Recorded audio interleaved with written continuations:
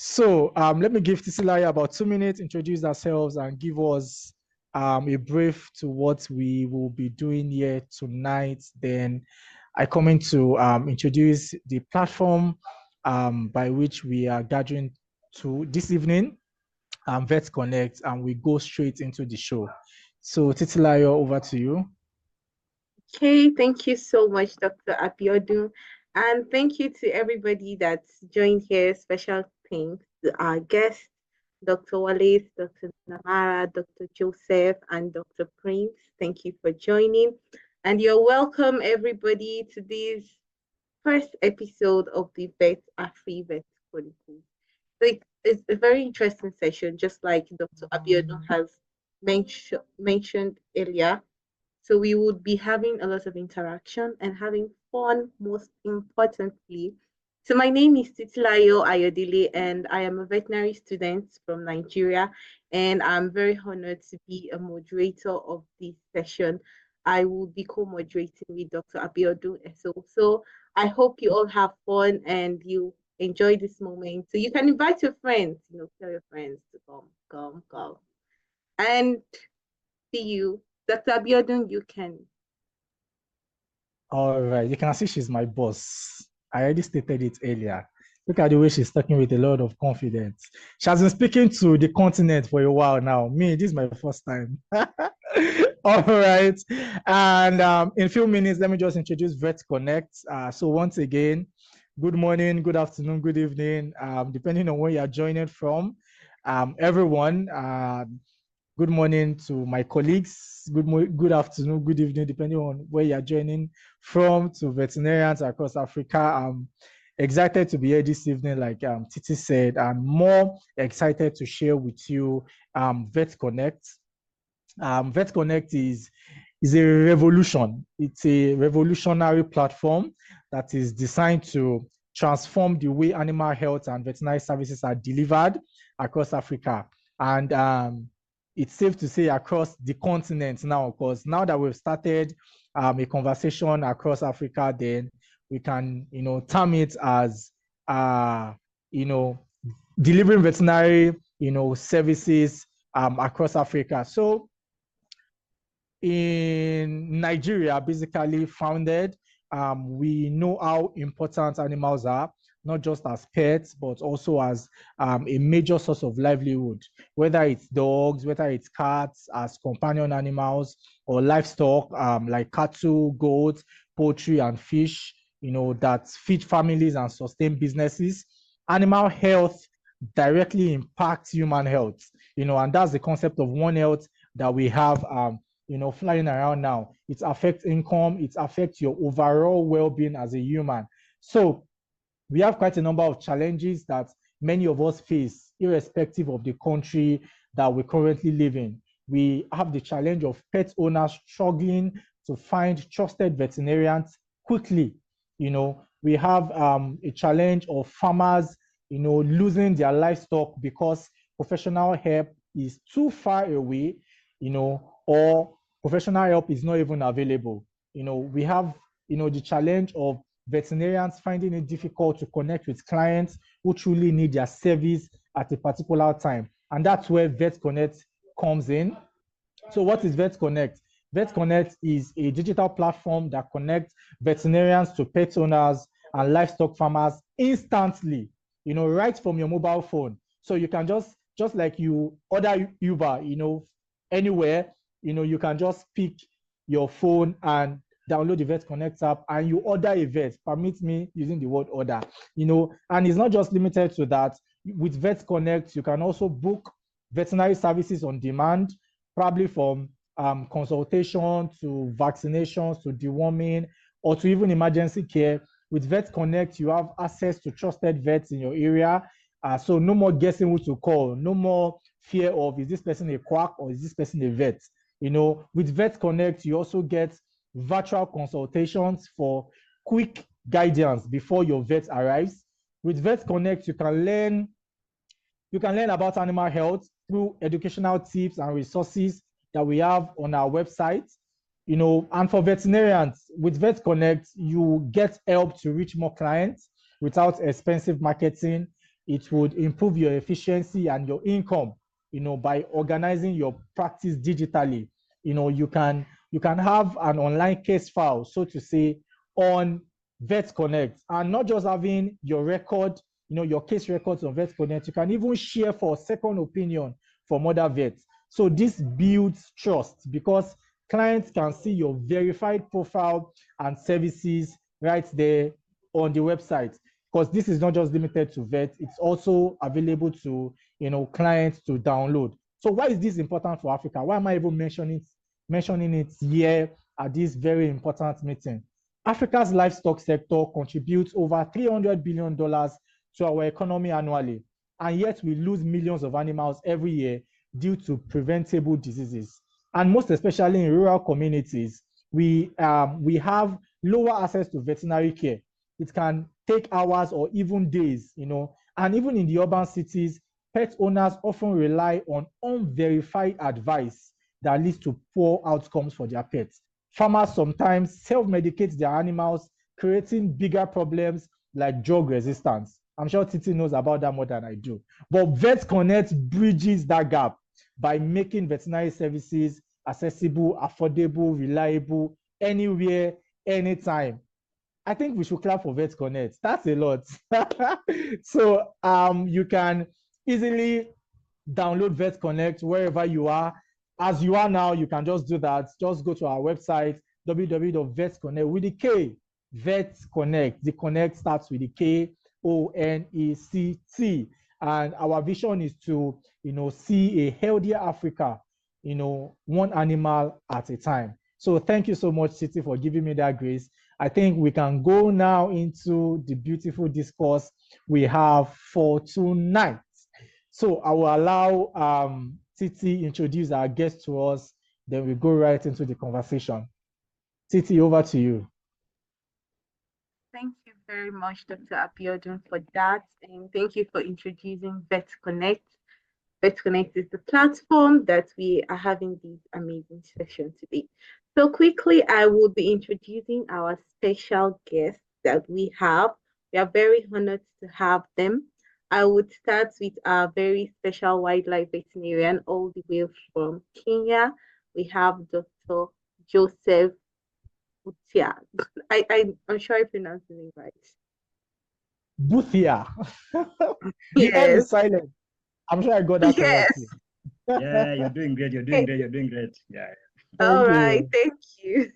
Okay, so Dr. Joseph Butia is he's from Kenya and he's a young, ambitious veterinarian. He's a wildlife veterinarian, and then he has started his emerging profession and role in wildlife and currently works with the old digital conservation. Then his selection as the panelist today would mark a very significant milestone in his journey. With gratitude for the opportunity, he looks ahead with enthusiasm and he aims for more meaningful collaboration with veterinarians across Africa. So we have a wildlife veterinarian that is enthusiastic to connect with every other person. So let's welcome Dr. Joseph Butia. You can use your emoji to just send some claps. Welcome, Dr. Joseph. Thank you. Thank you so much. Thank you so much, Dr. Joseph. And I'll be quickly moving to Dr. Wallace Ogunde from Nigeria. And Dr. Wallace is a veterinarian general practitioner and a livestock specialist with practical experience across animal health production and agribusiness systems in Nigeria. He graduated from the University of Ibadan, Nigeria, with a degree in veterinary medicine. He currently works with the agriculture options where he supports sustainable livestock production. And he has a farmer-centered innovation. He's passionate about youth engagement, and I'm very sure most of us here are youth. So it is, you see, we have a veterinarian who's also passionate about youth engagement. And we are so happy and excited to have you, Dr. Wallace. Let's welcome Dr. Wallace all the way from Nigeria. Okay, so I will be handing over to Dr. Abiodun to introduce our special guest, Dr. Namara and Dr. Prince. Thank you very much, Titi, for that beautiful introduction. It's a pleasure to introduce our third guest here, Dr. Namara. Dr. Namara Delilah Diana is a veterinarian. She works with the Animal Welfare Competence Center for Africa, and she holds a bachelor's degree in veterinary medicine from Makerere University and is currently pursuing a master's degree in public health. She is an advocate for animal welfare in Uganda and Africa at large, with 4 years experience working and volunteering with various animal welfare organizations like Safe Trails and the Veterinary Public Health Department at Kampala Capital City Authority. She has vast experience and knowledge in farm animal welfare practices, and she currently works with local farmers to adopt good welfare practices on their poultry farms. Dr. Namara is also highly interested in One Health and the role that One Health plays in improvement and adoption of good animal welfare practices. Please welcome Dr. Namara with me. Dr. Titi did not clap. I clapped during my own time for you. All right, thank you. So I'll be introducing Dr. Prince. Dr. Prince is a Ghanaian. Wagwan, wagwan, wagwan. Dr. Prince De La Goka is a veterinarian at the O Municipal Veterinary Clinic and Laboratory in Ghana. His work focuses zoonotic disease surveillance, improving border health security, and One Health. His recent research explores the role of cross-border poultry trade in the spread of infectious diseases between Ghana and Togo. Please welcome Dr. Prince De La Goka as we proceed into the business of the day. So we can be sure that the people we just read their biography or their bio are the people that we have here this evening. We'll just give them about 30 seconds each to just say a word to our audience. Then we go into the panel discourse. So let's start with Titi. Who should we start with? Well, let's start with Dr. Namara. Okay, Dr. Namara, let's see your face. Unmute your mic permanently. Your video and your mics permanently unmuted. Okay. Hello everyone. Dr. Namara, it's a pleasure to be here. As I've been introduced, I'm a vet. I'm into animal welfare and solving animal health issues using the One Health approach. And yeah, we shall learn more from me as we continue the session. Thank you. Thank you, Dr. Namara. Like I said, your audio and your video permanently on now. Thank you so much. Okay, let me invite Dr. Ogunde next.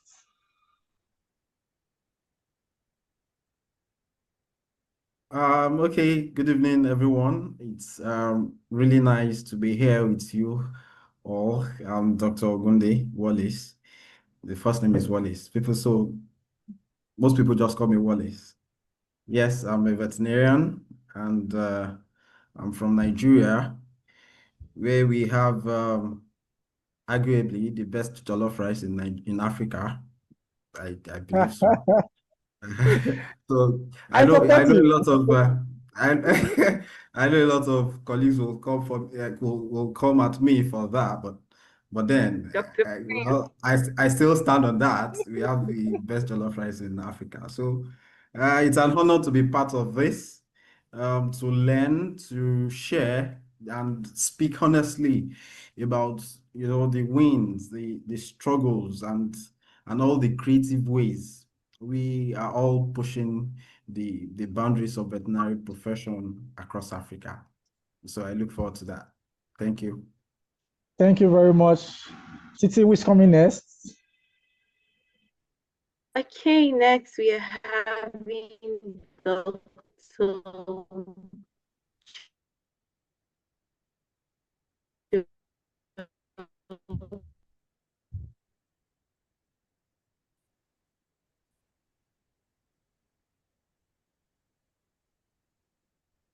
network went off a little bit.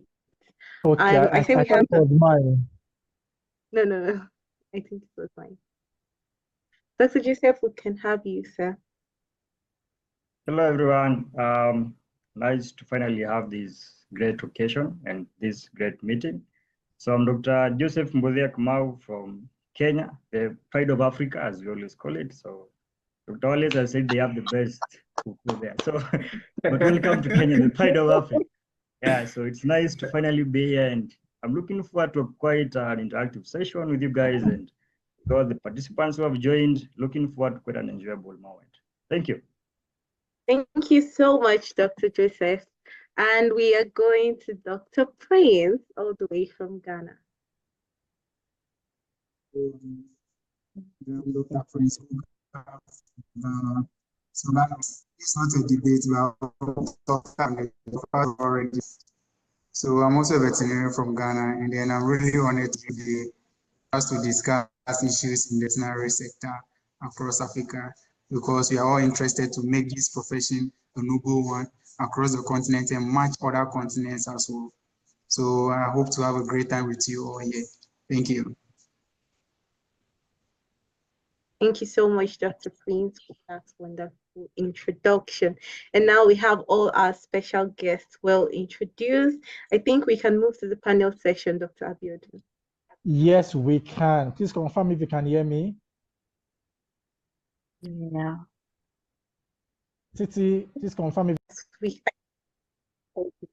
Great. So, our distinguished audience, we also want to meet you. So please introduce yourself in the comment section, or in the chat rather. Apologies. In the chat box. I've been looking for my primary school mate. He borrowed my pen when I was in like nursery one. Any meeting I go to, I hope I find him there. I know his name, his surname and his first name. So please put your name in the chat box so that in case you're the one, I can collect my pen back. All right, so we'll be going straight into the discourse for tonight, and we are starting at exactly 5:30, and it's going to span till 6:50. Don't be in a hurry to leave. Trust me, you are going to enjoy this section, and it's going to be a swell time for every one of us. So for the sake of our audience, this is how the panel discourse will go. Myself and Titi would ask a question, and we would pick one of our guests to answer the question. And in rounding off his or her answer, our guest is going to, pass the microphone to the next guest, and that's how it's going to be. So our only responsibility is to pick who is going to answer the question first, and the next person picks the next person, and that's it. So if you have a question, probably we ask a question and you're interested in elaborating, their response, you can just type in the chat box. Myself and Titi will be, we'll be watching the chat box to see if, whatever they say you want them to probably expatiate on their response, we'll pick it up from there. So it's 5:30 West African time, and once again, welcome to the first edition of our show, the Vet Konect Afrivet Chronicles, proudly sponsored, supported, started, founded, originated by Vet Konect. Thank you very much. All right, so I'll be starting with the ladies, because it is said that ladies what? Ladies first. So Dr. Namara, can you share with us the most common cases you have in Uganda as a veterinarian? Well, in Uganda, I think the cases differ according to the species and the region that you are coming from.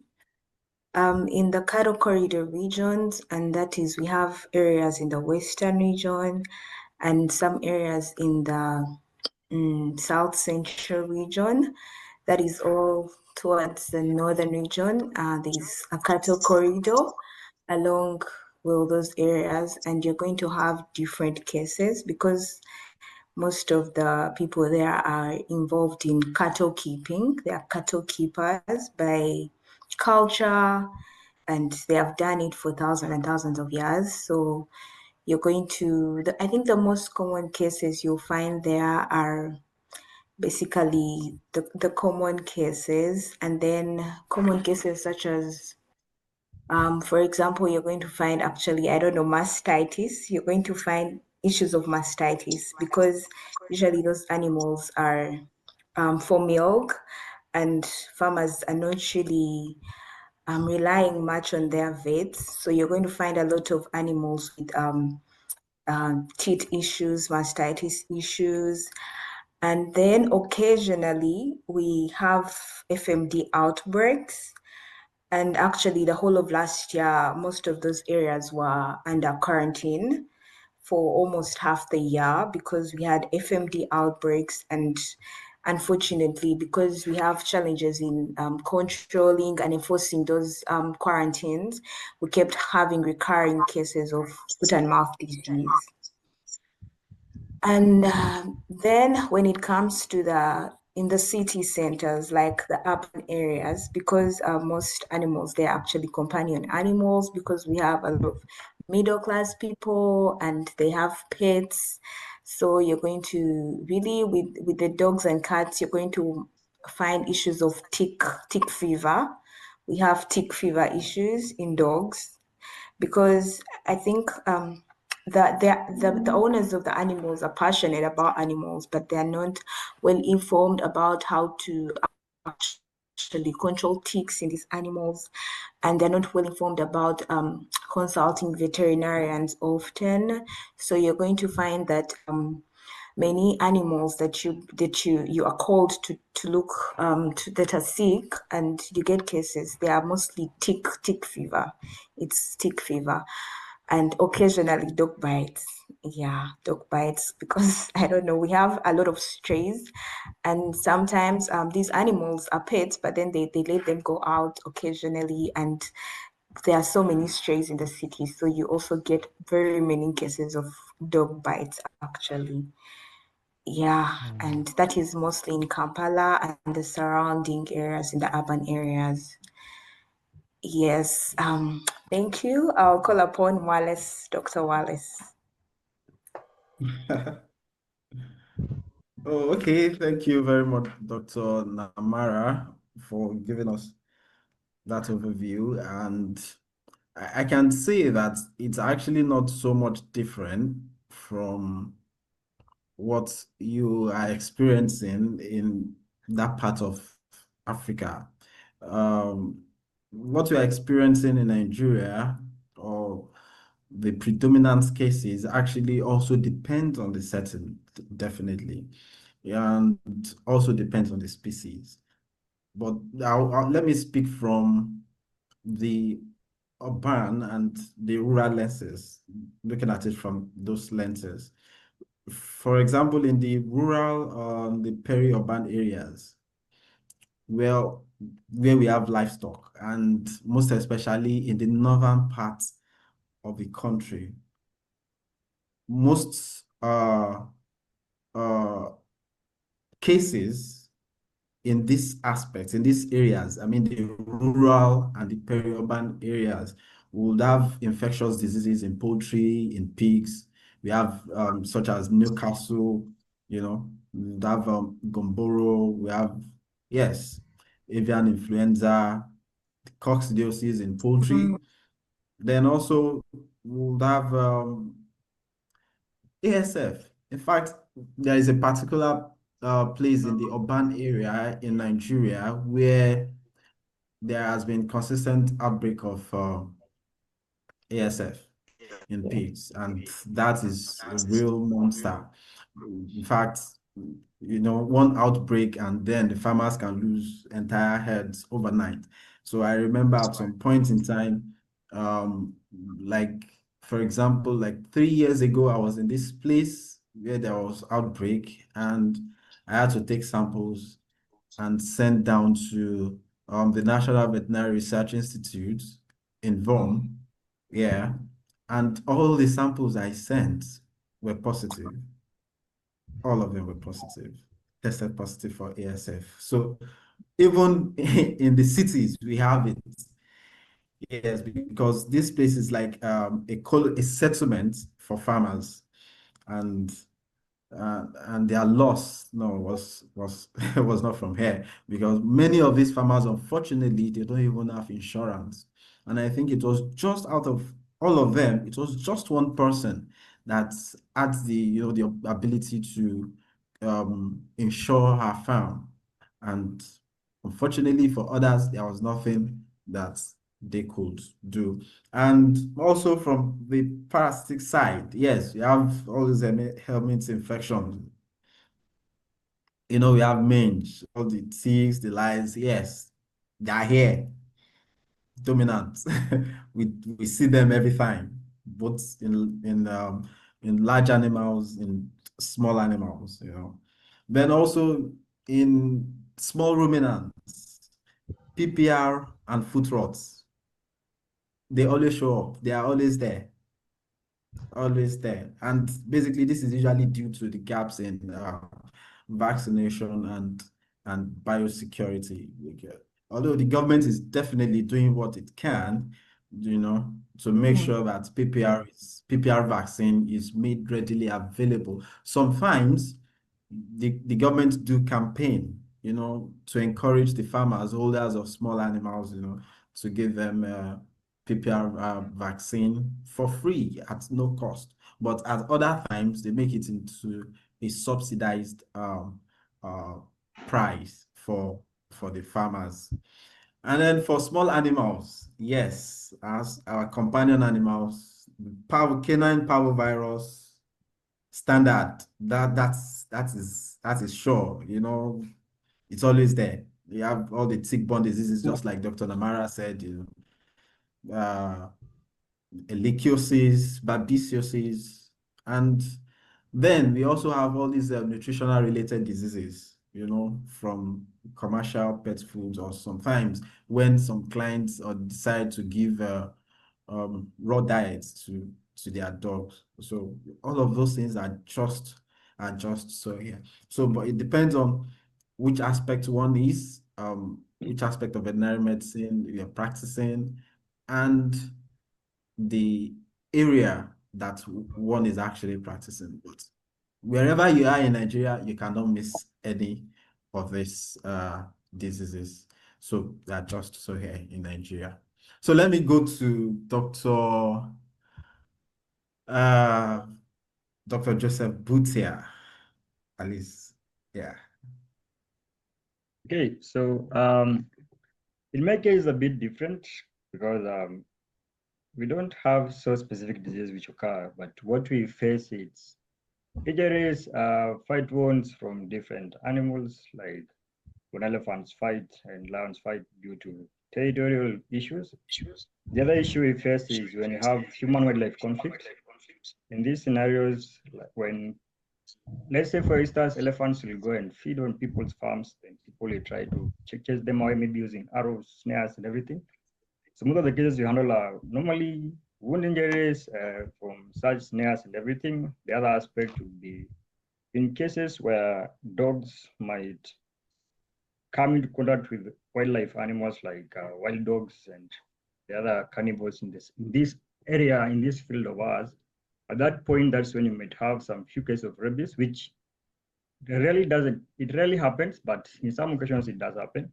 By such scenarios, you have to vaccinate the dogs, which are the primary host of the rabies virus.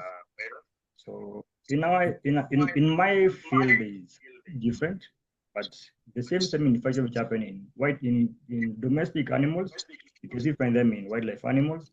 But in most scenarios, we'll only do surveillance, just take samples from buffaloes, zebras, and occasionally check for warm blood and any viral infection which might occur due to there are some scenes and some scenarios whereby we have livestock and wildlife integration systems. In this case, you don't want to take samples and just monitor, do surveillance. But in such a situation, we just take samples, just monitor the diseases. And in case there's one disease that comes up, you have to do either quarantine or just let either it's the livestock or something, which you have to contain before it spreads out. So in the wildlife sector is quite different, but same case as Dr. Wallace and Dr. Namara said, when it comes to the domestic aspect, which I've also done for a bit of years, it's the same case. You have rabies, you have mastitis going on from different areas. So I think the disease prevalence would be based on the species, the habitat, and just the normal ecological systems surrounding the different areas. Because if you go to areas which are more dry, there are diseases which you find there. When it comes to areas which are, we will experience more rain, it comes with different aspects.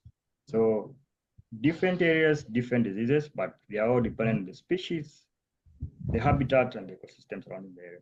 Yeah. So I'll hand over to Dr. Adele. Thank you, Dr. Joseph. On the Ghana sector or our area, I would say looking at our country, the northern and the southern zone is mostly, the farmers are mostly into cattle and then ruminant production, both large and small ruminants. So their diseases are mostly CBPP, cattle, let's say. Mostly this is based on the data, it is mostly recorded at the abattoir. So the farmers are, even though the government, we also have the vaccine that we do lots of vaccination, but still it's not enough. And then most people still end up having the animals suffer from CBPP. Some of the common ones are also FMD, PPR, brucellosis here, brucellosis. Even today as well, I went for some samples, came to the lab, and then I have to run them, and then most of them were brucellosis. Brucellosis, even the dogs, especially the breeders, these days that where I found I've realized that the breeders of the foreign breeds, those people are into dog breeding. They normally use their males to go and cross, and it's a whole lot of business. I'm sure it's everywhere that people are into breeding of dogs. So brucellosis is one of the common things, not only in livestock, but also in pets. Yeah. So as well as poultry, Ghana, we've been having some intermittent outbreaks of AI, Newcastle. Yeah. And then we also have some few cases of fowlpox, even though the vaccines are available as well. To talk of, even recently we've just introduced infectious bronchitis into our vaccination schedule, our accepted vaccination schedule, because research has shown that infectious bronchitis is in the country, and then we have to do well and bring this vaccine into the country for the farmers so that their birds will actually be safe.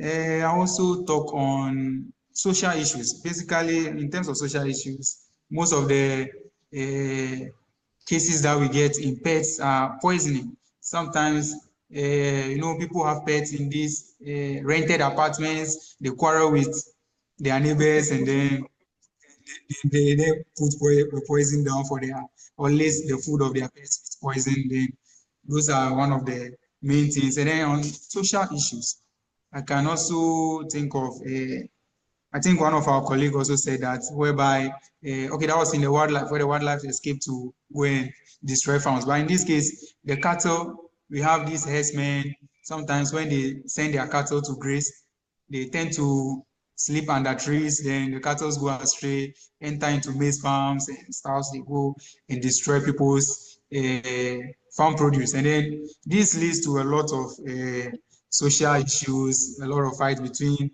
Fulanis and a lot. Yeah. So, yeah. And then in terms of, let me say, pigs, one of our the most common disease in this aspect is ASF, because in my area as well, just about 2 months ago, we've recorded ASF in some few farms, and then right now it's under control. It's under control. So, yeah.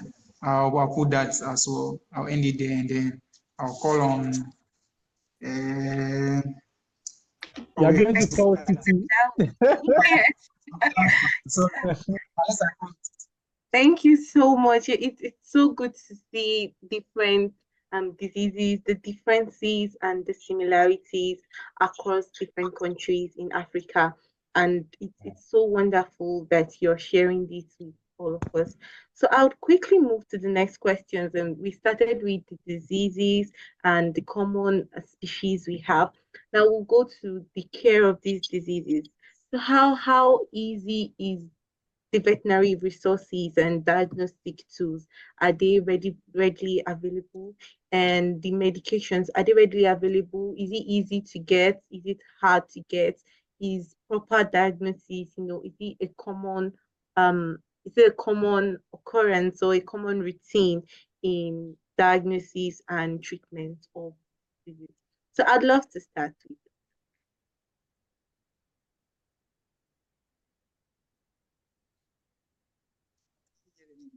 Dr. Boka.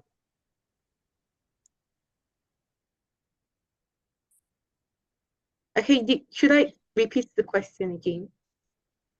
Yes.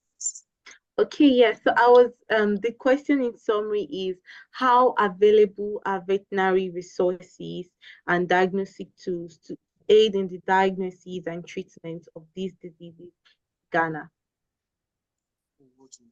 Thank you for that question. In terms of diagnosis, I happen to find myself in the lab most of the time. So in terms of diagnosis, I will classify it as very difficult in terms of the availability of the labs, because all the regional capitals in the country have labs, but I think more can be done, because a farmer has to, I find myself in Volta region, which is so for a farmer to get samples or to diagnose, to have a definitive diagnosis, some have to travel about 2-3 hours with their blood samples to the lab so that it can be diagnosed, even though they have clinic sample. So in terms of diagnosis, I think it's a very difficult issue over here. But for the treatments, the drugs are common. The drugs are available. Even, when I say over the counter, it's in the market. The Fulanis are getting the drugs. The vets have the same drug. They also have, the farmers have the drugs in their ranches, in wherever, even in their bedrooms, they have the drugs. So for the treatment issue, for the treatment aspect, I'm not sure it's an issue in Ghana, because even vaccines are common to get. Just that they have to travel a lot to get the vaccines, but the vaccines are readily available. Just that the diagnosis, so which is where I can say that diagnosing on time, because they have to travel a lot, and the result getting back to them for action to be taken. That is the main issue. But treatment is very easy, since if we get a diagnosis, always the treatment is on point. So should I call on someone to continue? Yes, Okay, yes. so I like that part where I have to call on someone. I know right now they are all waiting for their name to be called, but I'll call on Dr. Delilah to take over. Thank you, Prince. I think in Uganda, the diagnostics are also, it's a bit difficult, because each region, actually, most of the districts have veterinary labs, but then because the farmer has to finance, it becomes a little bit hard to convince the farmer to take samples, unless they are really, let's say, wealthy, and well, they are expecting a lot of profit out of, like, if they have very good breeds, like, let's say, of livestock, like people who have Brahmans, Borans, Frisians, but most times it's really hard to convince the farmer to pick samples of animals and finance. And sometimes, as a vet, you take it upon yourself, because you want to help the farmer, you want to help. So you just take it upon yourself, you pick samples, and then you take them to the lab yourself, you finance them, so that eventually you come to a conclusive diagnosis. And then so most times you actually just rely on physical examinations, symptoms, environment. Basically, you have to use a lot of knowledge that you have in order to diagnose some of these diseases. And then with the treatments, I think it's similar with Ghana, that the drugs are always available, actually, which is becoming a very, very serious problem in the profession, because we have a lot of irrational use of drugs because of that. And it's hard. It's really hard. The drugs are too available, which is a challenge, because most of the diseases are becoming resistant to the medicines. So yeah. with the diagnostics, treatment. I think that is it in Uganda. So I'll call her Buthia. Okay, so thank you. So in my aspect, it's a bit different, not so much different, but just slightly. So on the aspect of diagnostic tools, in Kenya, the government is doing quite an amazing job to ensure that we have different labs in different locations. So in most scenarios, we find that in most stations, not just in wildlife, but even in most, let's say in a case of wildlife. So we'll always have satellite labs in different areas. Let's say the northern part will have a satellite lab, the southern region will have a satellite lab, the eastern, the western, the central. So this makes the diagnosis very easy. And our patients are quite different because they don't have clients like Dr. Namara has the dogs, which you can go follow up with the client and tell them we didn't samples on the dog. So in our case, we'll always take samples. You just benefit from what you're doing. So if let's say I get a rhino case, I always take blood samples, fecal sample, just to go and do different diagnosis. And so because rarely will it be a significant disease or an issue, but we just do them just for monitoring. So when it comes to the accessibility and availability, so we have the labs available. The government is doing a good job. Also with the private sector, they're doing quite a good job to ensure that we have more labs which assist us in the diagnosis. So I can say kudos to the government doing a good job. So despite having issues with mobility, I think which has come out as an issue even in Ghana and even in Uganda. So because some areas are quite, so you go to remote areas which you need to bring back the samples, you need to store them well. So it's quite an issue in that aspect. And on the issue of treatment, so for our case, in most cases, when you go treat wound, you just do general wound management. And something different in wildlife is that you have to put the animals in under anesthesia. So you can't work on a lion on its own. So you need to diet the animal. So in this case, you have to provide more of a intensive care unit in the field. You don't have time to go and take a lion, bring it to the clinic or to where you're working. You have to work on the field.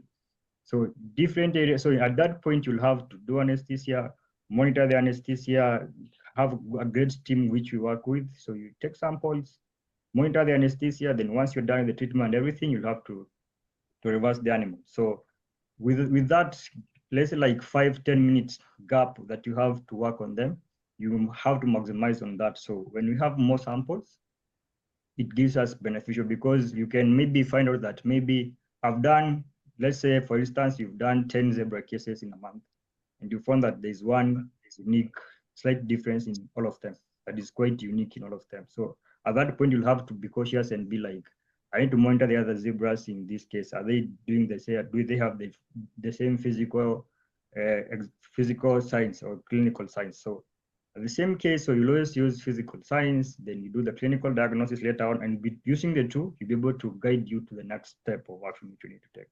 So I'd say it's 50-50 or 70-30, I can say. So you have to depend on the physical examination with the people on the ground who will always report. Because let's say if you're working on an area which is like around 90,000 acres, so you don't have the time to move in all those areas. So you'll always have people on the ground who will always tell you like, Doc, there's a rhino here limping, doing this and that and that and that and that. So in such a scenario, we have to teach the people on the ground on how to report these issues. So you'll always have trainings once in a while. So teach the people on the ground on how we do things and what they see as abnormal, they can report, and from there we do a follow-up. So on that issue, I would say that it's not quite so much different from the domestic aspect of the other side, but we have to benefit from what we have. So the case you have, maximize on the samples you take as much samples, and after that you do lab diagnosis, then from there you can follow up. So when it comes to treatment, you normally give broad spectrum with antibiotics to just cover for anything that is going on. But in case they say you treat the same animal two or three times, by the time you're going to treat this the second time, you already have had results from the first case. So that you'll have a more definitive step of action to take. So yeah, so I'd say that it's a 50-50 thing, and we're working well, and yeah, not so bad in this aspect. On the aspect of the other aspect of domestic animals, same case applies. So You can follow up when you have a client, but in a case slightly different, but it's quite a good and intriguing experience you have in our case. So diagnosis, we are good, we're doing good. Treatment, we're doing good. Yeah, and so far so good. So we are progressing quite well in the country. Yeah, so thank you. So I'll hand over to Dr. Wallace Ogunde. Okay, thank you, Dr. Joseph. Well, I think what happens in Nigeria as well, cut across board, in other countries, as my colleagues have spoken, in Nigeria is actually a tough one, you know. It's kind of it's a bit of a mixed bag, let me put it that way.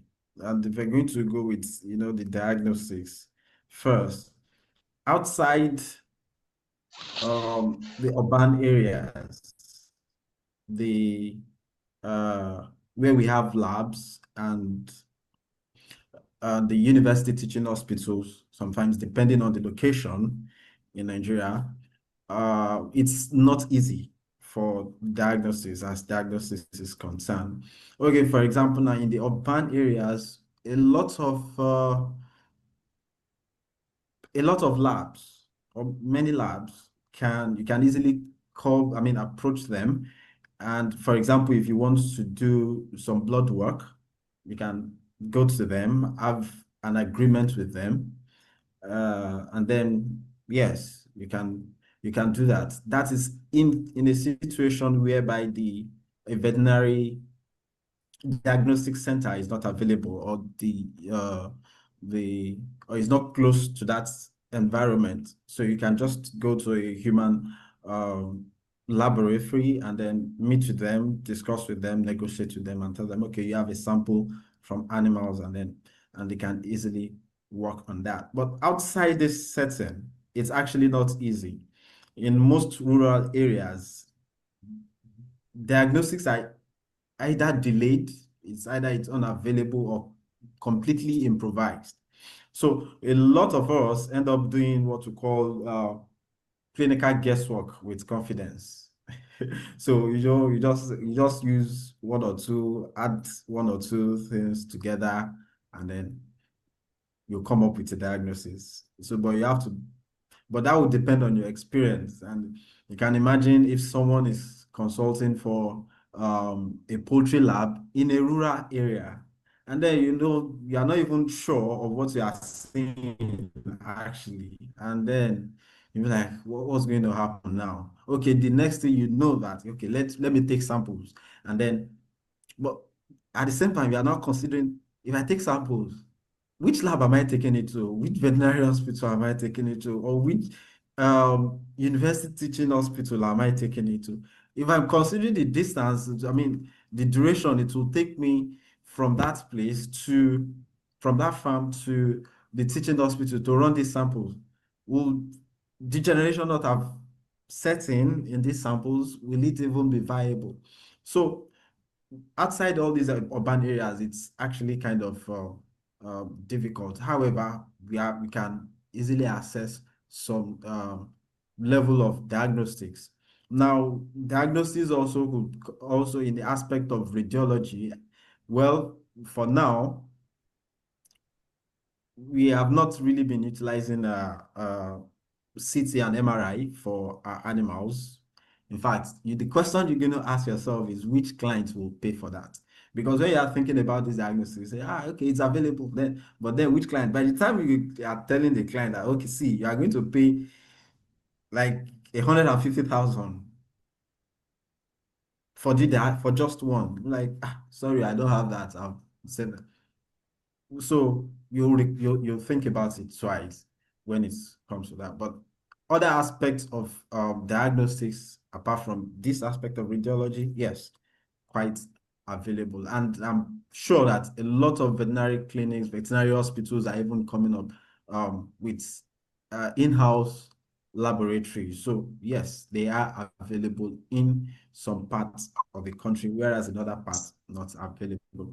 And when it comes to drugs, the medications, the pharmaceuticals, it's a whole different story entirely.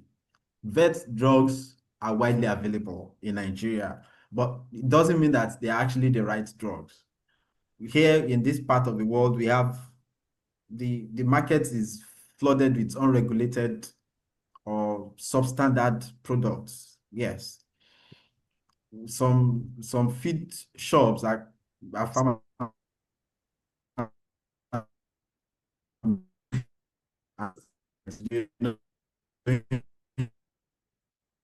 anybody can go in.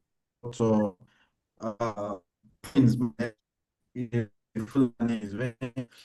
you go to, there was a time I consulted with a farm, a cattle farm, and by the time they now brought out, you know, the jar, a jar of drugs, and I'm like, whoa, so you guys have all this already, and meanwhile they've already started treating their animals themselves. But when they discover that, well, there is no improvement, you have tylosine, have pen strep, penicillin, streptomycin, terramycin, oxytetracycline, all combination of drugs. And Dr. Namara mentioned something earlier about antibiotic resistance. Exactly, this are some of the problems that we are having, because anyone can easily walk into a shop and then buy medications over the counter without prescription, no oversight of anything. So yes, those are available, but as so far we are some veterinarians in Nigeria are trying their best, to curb all these activities to the barest minimum. And the government is also doing what it can in recently making available last mile veterinarians, last mile paraprofessionals, constructing laboratories in rural areas. Yes, the federal government of Nigeria is actually working much on that also. So that's the overview. We can continue to talk about this, but I think I must have taken a lot of time talking about this. Thank you so much. Let me stop there for now. Yeah, thank you so much, Dr. Namara, Dr. Prince, Dr. Buthia, and Dr. Ogunde for that exposition about that. So I've been trying to read the comment and the chat box. I saw someone mention that canine parvoviral enteritis is also very common in Kampala. Dr. Namara, is that true? That there is a Yes, lot that of, yeah. It's true. So It's true. we I think because there's a little bit of vaccination issues. Many dog owners are not informed about the vaccination schedules before the mother gives birth to the puppies, and even after. So we have a little bit of challenge of parvo, and because eliminating it from the environment after the fact is also another problem. So you keep having recurring cases. Yeah. Yeah, and I'm sure that Dr. Namara, you and your team, fellow vets in the country, would be looking forward to solving that issue in Kampala. Am I correct? Yes, you're very correct. Actually, luckily these days we have rapid tests for parvo. Okay. Previously, you could actually only rely on the symptoms, and usually it's too late. It's too late, and you can't save the puppies. But these days, once you see the cardinal signs and someone tells you, yeah, I'm seeing this and that, and you're like, okay, let's do the rapid test. And I think it's really helping with catching the disease early on before it progresses into the late stages where you can't really do anything to save the lives of the puppies. So yeah, it's improving because of those tests, their availability, though they are still a bit expensive, but most people are willing to pay. Okay. It's a step forward in the right direction. And when Dr. Buthia was speaking, I was hearing something entirely different. I was hearing rhino, elephant, lion. I'm sure Nigerian vets will be wondering that what's happening here. he spoke less of dogs and cattle, and he was just going to rhinos. I mean, if you have recurrent cases, you have frequent cases in rhino. I mean, you are on another level of veterinary practice over there in Kenya. Well done. So that would bring me to our next question. We have just 53 minutes for this particular section. 43, sorry. I'll be diving into veterinary education. We have quite a number of veterinarians and veterinary students here on this webinar, and they would like to know, oh, probably I can travel to Uganda for my vet medicine school.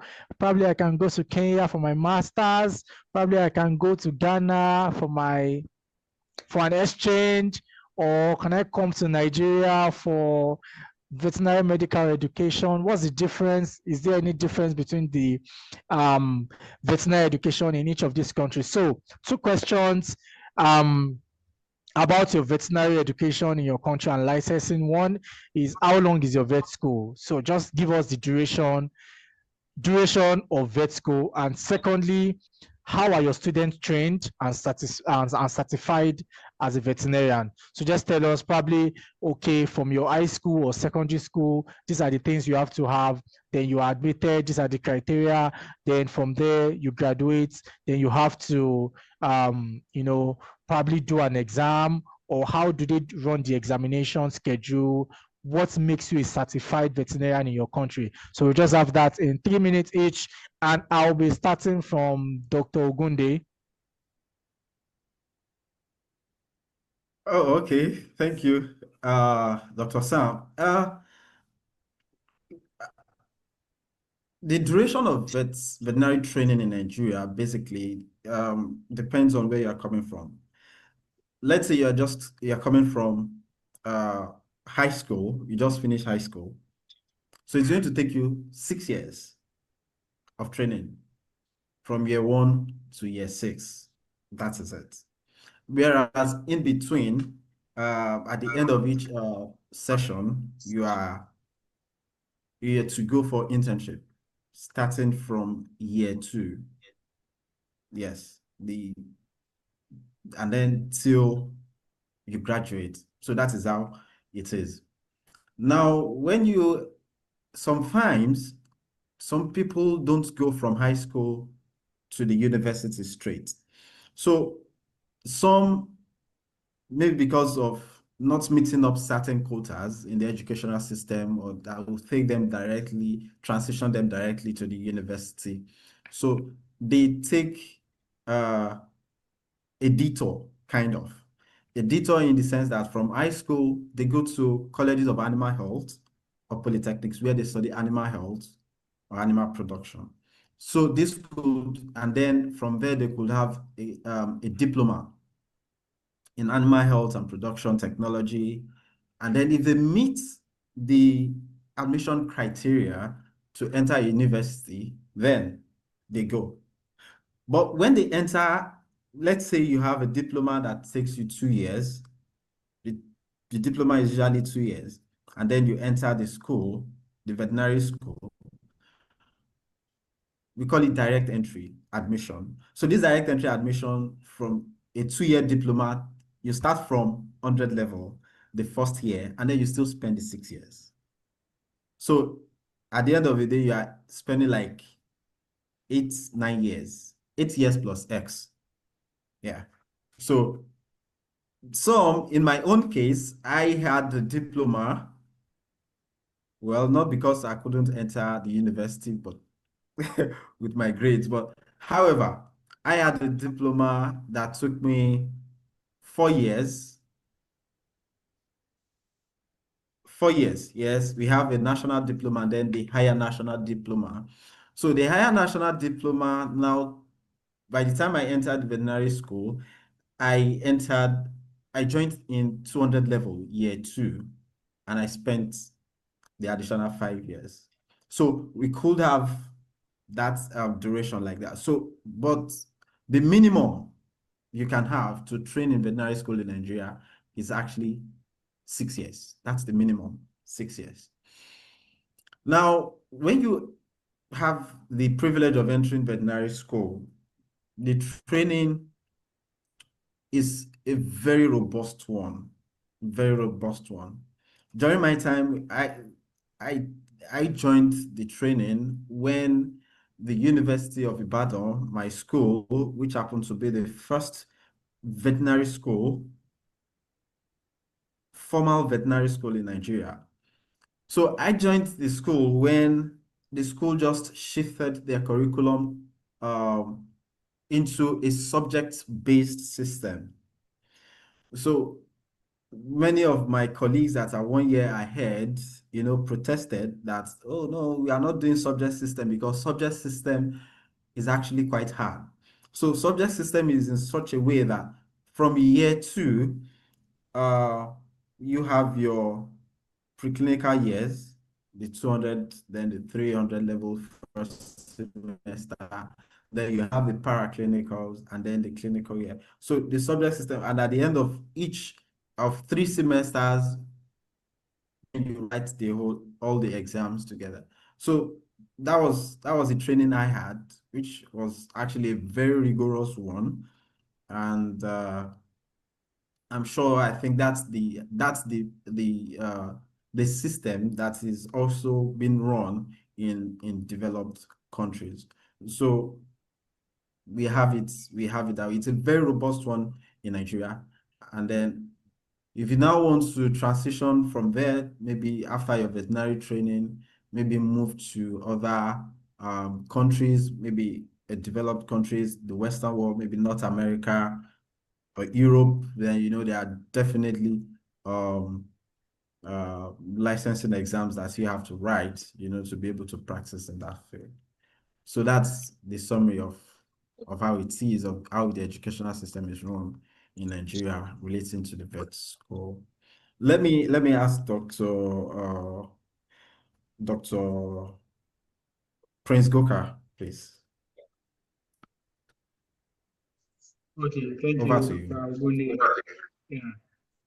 So vet school in Ghana, basically we have to, veterinary has started in Ghana, I think that was 2010, so we are new. So since the 90s, most of our doctors were trained outside the country, in Cuba, some even in Nigeria. So we started early. So we have 2 vet schools in Ghana, that's the University of Ghana and then Kwame Nkrumah University. So you have also 6 years to study for your DVM. But we also have another university that does a Bachelor of Science in Veterinary Medicine, and then that's University of Development Studies, and that will take you 4 years for your Bachelor of Science in Veterinary Medicine. So in order to get admission into the veterinary school, you can either do general science from the senior high school level, and then you get admission straight into vet school. By a similar way, you can also decide to do a diploma in animal health, which we have a veterinary college that gives that diploma in animal health, which is 2 years. But currently, they're also doing a higher national diploma, which is 3 years. So basically, you can decide to go to the veterinary college and study for a 2-year diploma in animal health or 3 years in veterinary.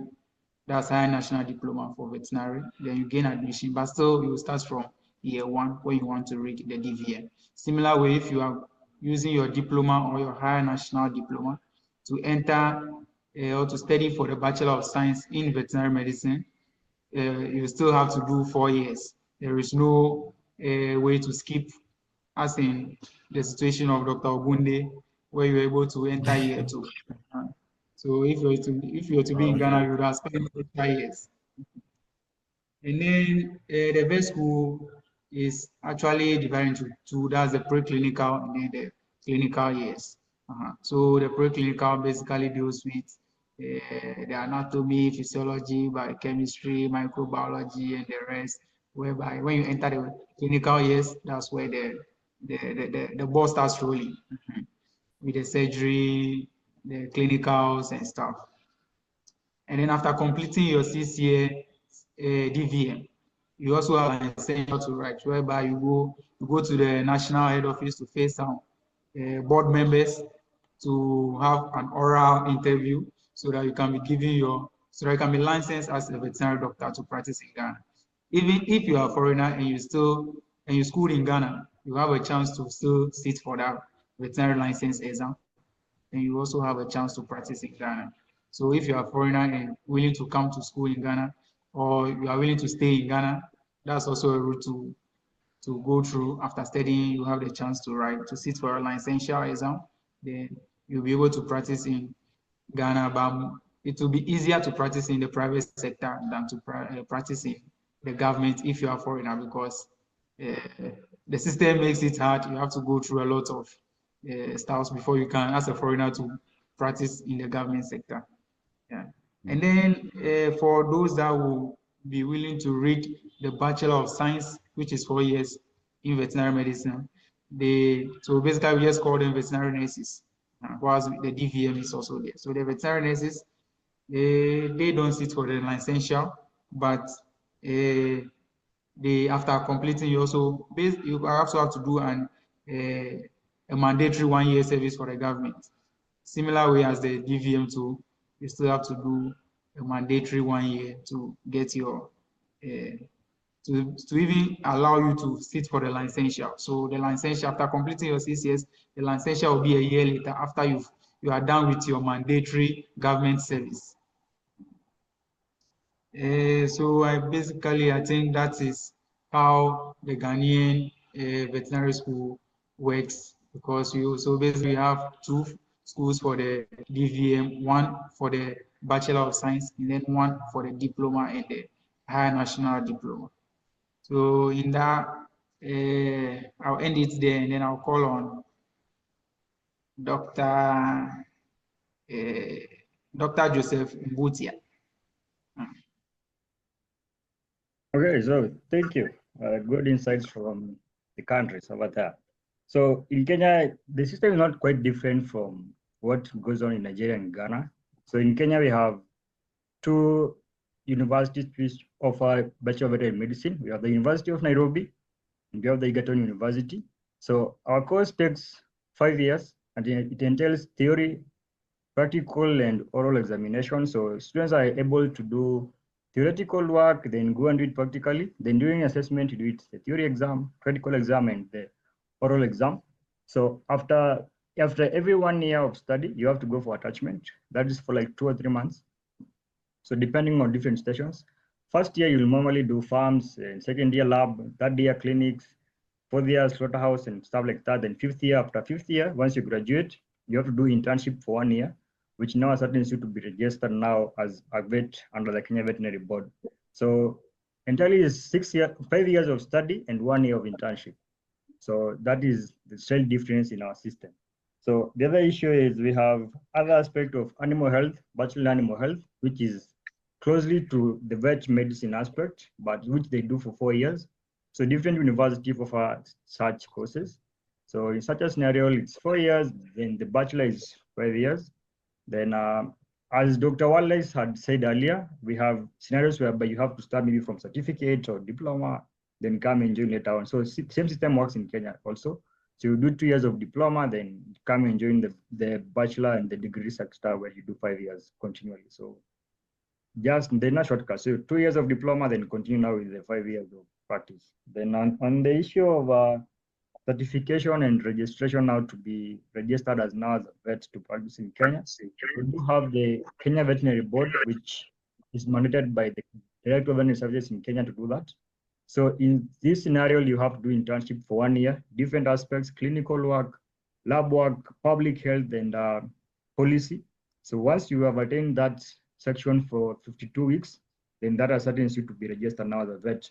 And we have had a slight change in the system currently from the next class that of graduates, where once you graduate you want to get your Bachelor of Veterinary Medicine degree, you'll have to do an exam so as to be assigned to now do your internship. So there are just some slight changes to just try and model the profession to now to be a better and to be in the best sector. But yeah, so far it's 5 years of study, then 1 year of internship, after which now you're registered to be a registered vet to now practice in the country of Kenya. Thank you. Over to Dr. Namara. Thank you all. I think ours is not any different. It's basically, we have 5 years of veterinary medicine study. 2 years preclinical and the next 3 years are clinical. Whereby in at year 2 you have an attachment to the field, that's large animal farms. Then year 4 you do wildlife, you go to national parks for over a month or two. And then in our fifth year, actually, we don't have any classes. We just have department rotations, surgery, reproduction, all of them. And then we have again another field attachment for 2 months, and the whole year it's just rotations and attachments. And also, when it comes to licensing, previously, as soon as you graduate, you would just apply for your license and you get it. But because we are having, for the past 2 years, I think we are having a change in curriculum. We are upgrading and improving the curriculum. So we are also making changes in the licensing. And so they added the aspect of a 1-year internship after the 5 years. So I think that's the difference at the moment. Yeah. Thank you very much. I think we have not much difference, but probably certification and licensing might be different from each other. So I'll allow Dr. Titi ask one more question, and we'll round off with one question so we can have our audience interact with each one of you. So Dr. Titi. Hey, yes, thank you so much for the answers, and it's so nice to see the uniqueness and so I'll be moving to the next question, which is, very, very dear to me and Dr. Namara also. It's about animal welfare in Africa. And this question would be, in different countries, how do people see their animals, different animals? Do they see them as pets? Do they see them as religious symbols or status symbols? Do they see them as family? And generally, how would you say the welfare status of animals are in different countries? I'd love to start with Dr. Namara. Thank you, Titi. I'm very passionate about animal welfare, and that's why Titi is so excited to be asking me this question. Well, generally, I think when it comes to animal welfare in Uganda, it depends on different regions, because, for example, most people in the cattle corridors, of course, they love their animals very much.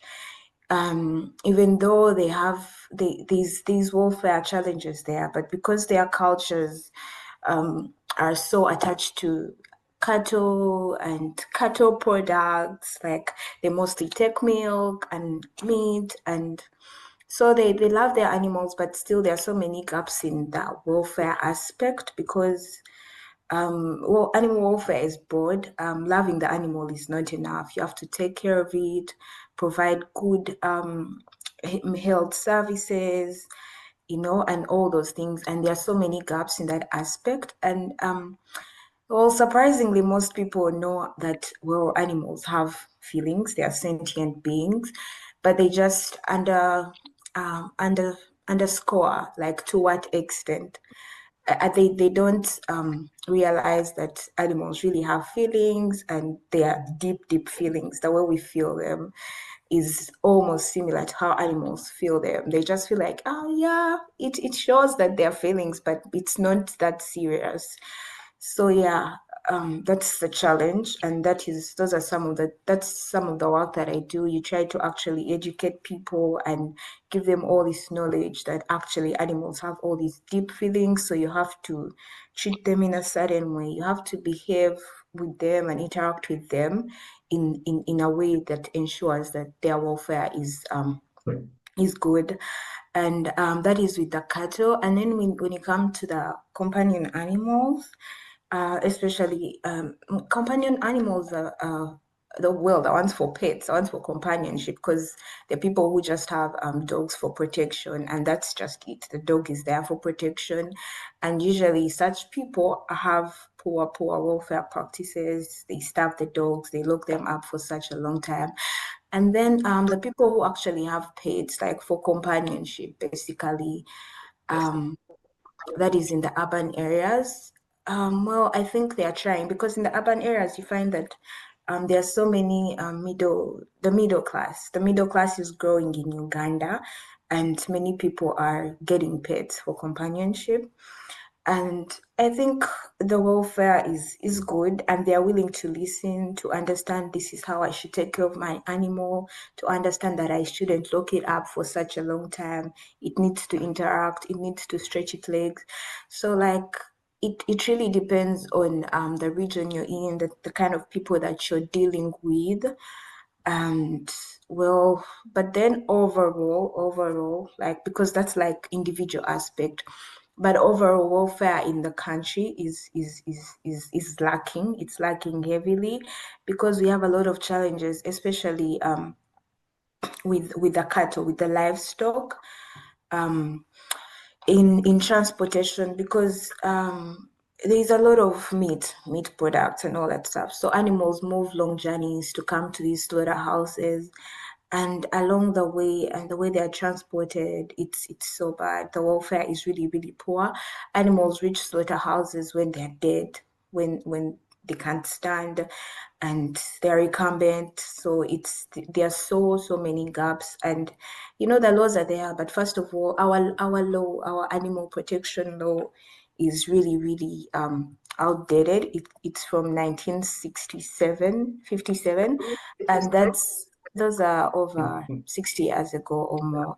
And we are just in the process of actually improving our animal welfare laws to actually really put the word animal welfare and what is supposed to be done. But also, because we have challenges in enforcement, it's going to be hard, because even the current law caters for animal welfare to a certain extent, but enforcement is really, really hard. So you find so many animals are being abused, and the situation is really, it's not good. But of course, as animal welfare advocates, we are trying to do our best, but then as an individual, you can't do much. You need the government to actually work with you closely, and that is through the laws and the enforcement. So yeah, that's the welfare status in Uganda at the moment. I'll call upon Prince. Thank you, Dr. Delia. On animal welfare issues in Ghana, I would say I happen to be close to the people that started the Animal Welfare League of Ghana, because they were my seniors. So I would say animal welfare advocacy started in Ghana about some 5 or 6 years ago. And then it was started by when they were veterinary students, when they started that organization. But right now they're out of school, and then they are really everywhere advocating for animal welfare. And then I'm very grateful that, or I'm really happy anytime I see them trying to advocate for animal welfare, because it's a very serious issue in Ghana. Because in terms of when Dr. Delilah was talking about animal movement, I was saying my work was on cross-border animal movement in terms of research. So I happened to see many animals crossing the border in trucks. Ghana normally imports a lot of cattle from Nigeria, Cote d'Ivoire. So when these cattle come through Togo into Ghana, how they were packed in the trucks. Sometimes the same way when they are about to do inspection before they enter the country, some of these cattle cannot walk and stuff, and then some are even dead. Exactly. So that's one of the key welfare issues in terms of cattle movement. But in terms of pets, okay, let me say small ruminants. In terms of small ruminants, you can see them ruminants roaming in town, and then they are malnourished. Because even though we are keeping the animal for protein to kill and eat or sell and get some money, but still the situation in which you see some of these small ruminants being kept is appalling. And then you go as a vet, you go to some pen to inject or some cattle ranch to inject, and then you see some cattle that the ribs are, it's not a dry season, but you see the cattle's ribs showing. You just think about it. Is it that this cattle is suffering from a chronic disease or is not being fed well? Those are some of the issues. It's very common in the country. So yeah, in terms of that, I'll put it there. Animal welfare is it's an area that every African country or even Ghana, we have to take charge of and then educate the farmers. Yeah. As well as the Animal Welfare League, one thing that they've been doing is they are now into battery cage free. Even I know that I don't know whether Dr. Delilah is also advocating for cage free rearing of poultry, because animal welfare, they think putting our birds in battery cage, we are actually how will I say it, stepping on their freedom of movement. So that's one thing that the Animal Welfare League in Ghana is also advocating for. Yeah. On that note, I'll call on Dr. Ogunde from Nigeria. Yes. Thank you, Dr. Prince Goka. Let me start from where you stopped, that point, the advocating for animal welfare and why it is still a wide gap. Well, as far as Nigeria is concerned as well, the first thing anyone will think about when we are talking about animal welfare, most especially poultry in that aspect, is it cost effective? Many of these people are going into poultry production because of the money. It's a business. Now you want to look at it, how easy it is for me to secure a piece of land that will be enough for me to cater for the number of birds that I really want to raise, and for money. So when we are thinking of this aspect, you have to look at it holistically. It's not bad that we are considering that, yes, this bird should be on free range. We support it as veterinarians, but we have to be realistic about it as well. That okay, these birds, the farmers are in need for the money. And if I'm just imagining if the country or if a government of a country decides that, see, your birds, don't keep them in cage. What do we think will happen? Keep them on the floor. Well, it's going to affect the productivity, the production of poultry meat in that country.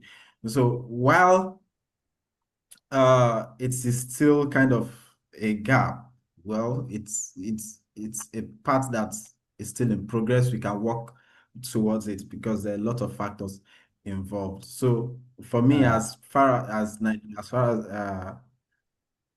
Nigeria is concerned, when it comes to the welfare of these animals, well, there's usually little emotional connection. The first question a farmer would ask, let's say, for example, if the animal is laying eggs and is gaining weight, yes, the farmer sees it as the bird is healthy enough. But in a situation where the animal gets sick, then the emotional connection does not come into play at all. Because the first question the farmer is going to ask is, how much will it cost to treat it?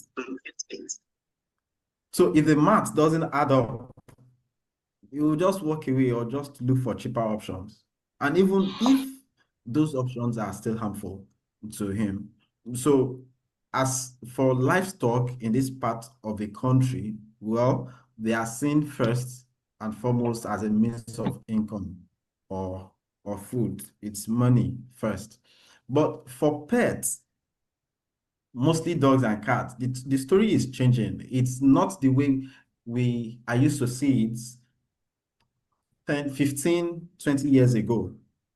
Yes, most especially in the cities here in Nigeria. So more people are now treating pets as companions, taking them to vet clinics, buying them commercial food, and even celebrating their birthdays. So although there's still a large population that sees dogs, or primarily dogs, as security tools, not even companions. But the truth is, when it comes to welfare overall, we have a long way to go. There is low awareness about pain, stress, or human handling, especially during transport and slaughter. And you still see that many animals are tied, many animals are overloaded, are even slaughtered in open markets without any regard for suffering. I mean, for the suffering of this animal. Yes, it's a growing momentum in Nigeria.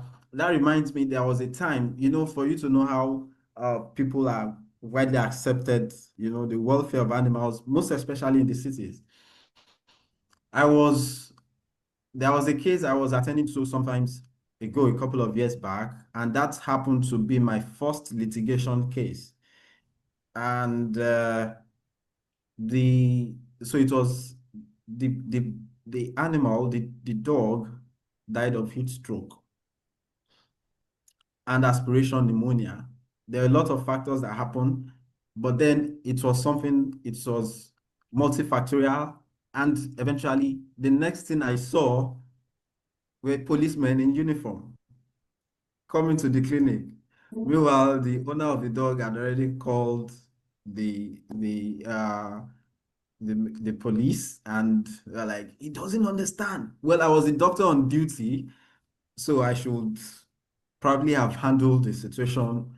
But when you have assistants to do certain things, so there was a lackadaisical attitude on the part of the assistant, which actually led to the death of the pet.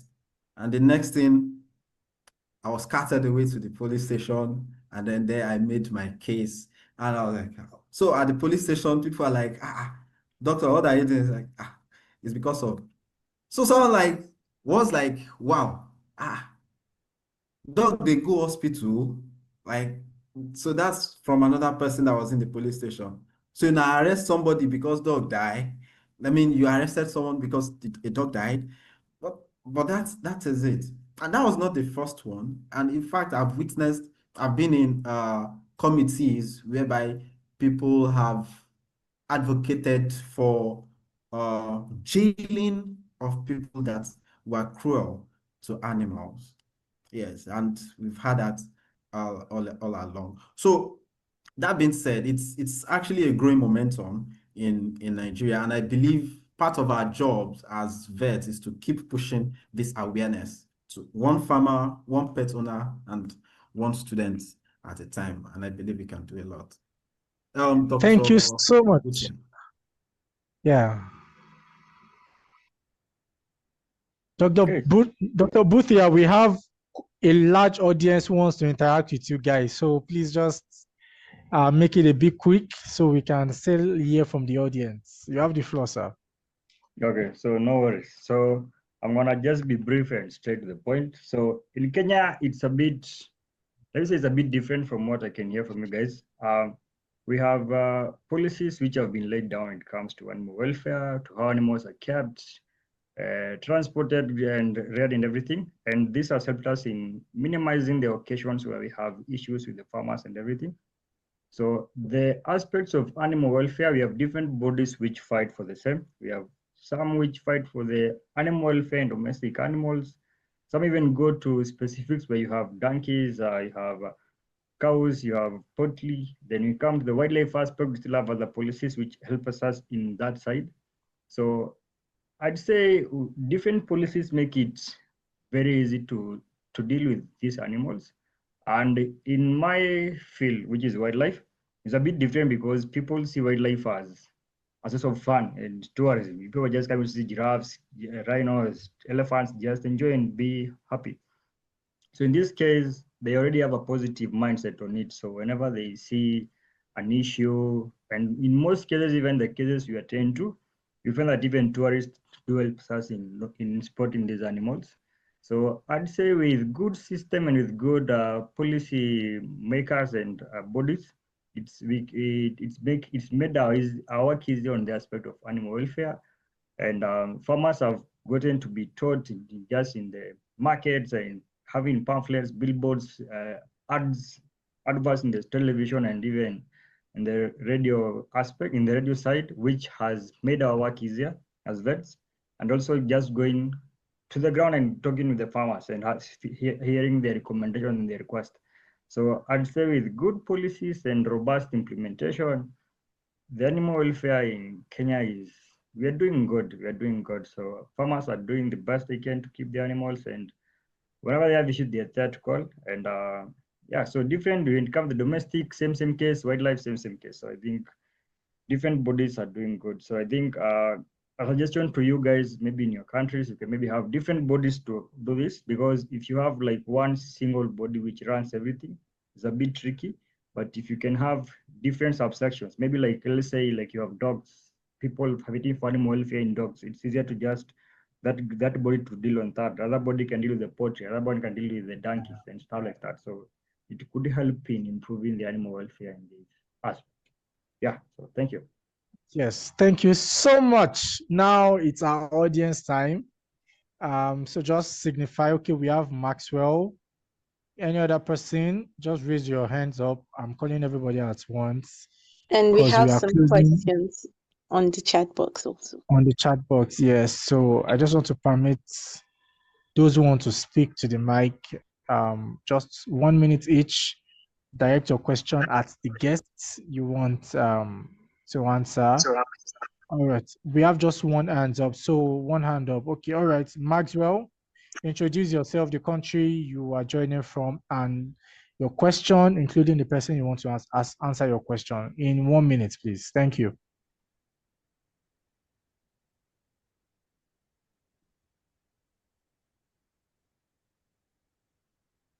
You can unmute, Maxwell. Yes, hello. Thank you very much. My name is Maxwell Deslampofo. I'm a student at the School of Veterinary Medicine, Kenya UST here in Ghana. In fact, this is one of the I'm so much excited about this program that you have put up. And moving forward, let me just, because of the time frame.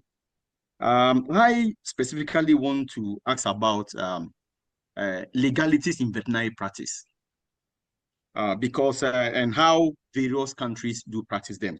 And these are the areas that I want to hear, especially with regulation of veterinary drugs, biologicals, and animal feed. And then also to really talk about how far various countries have done in terms of meat inspection regulations and animal transportation. So this is what basically and then if there's a possibility of even talking about whether there's a review of maybe an existing, let's say, legal act or whatever. That is what I want to ask. Thank you very much. All right, thank you. So while I invite the next person to talk, I'm going to drop a contact now. So we have Vet Konect has a veterinarian group for veterinarians across Africa.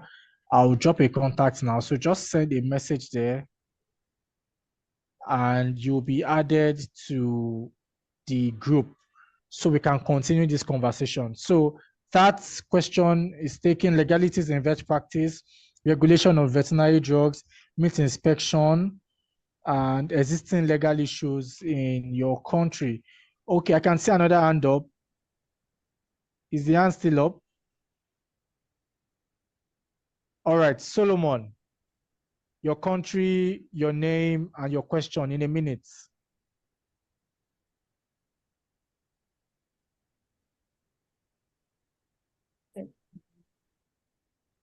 Solomon?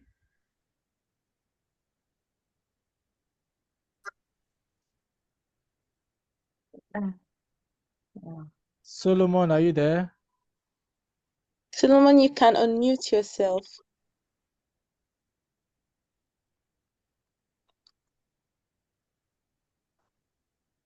All right, so let's have Michelle. Hello, good evening. My name is Michelle Duta, and I am a student at University of Nairobi.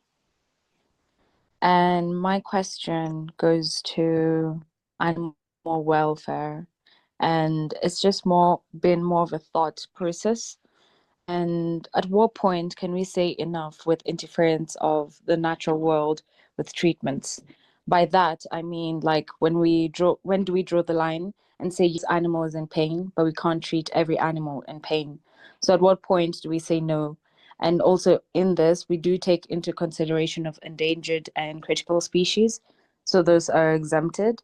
But at what point do we step aside? Because we're still also not trying to interfere so much with the natural world as much as we're trying to conserve and preserve it. Thank you. Thank you so much, Michelle. That's a very beautiful question. Oh Very my, lovely. more hands are being raised. This is the last. Any other hand, I'm not going to permit. All right, Lynn. I hope our guests are noting the question. Lynn, yeah, go ahead. Okay, thank you so much. Hello, everyone. My name is Lynn Simaloi. I am a paravet intern at the Kenya Wildlife Services. And my question today is... Sorry, your country? Sorry, I'm from Kenya. Thank you. I'm from Kenya. All right. Yes. Okay, go So ahead. my question is this, and this is directed to everyone from, Nigeria and Ghana who's present here. What are the mitigation measures are you taking to ensure there is wildlife corridors or something like that? Because it's a concern in Kenya, because the reason why we are having most of the human wildlife conflict is because we are having a lot of the population taking settlements where animals are actually, or rather have been settling for ages. So what measures are you guys taking to ensure that we reduce this human wildlife conflict and maybe have wildlife corridors? Yes, thank you. All right, thank you very, very much. I think that's all we can take for tonight, because we still have a question. Solomon, are you able to speak now?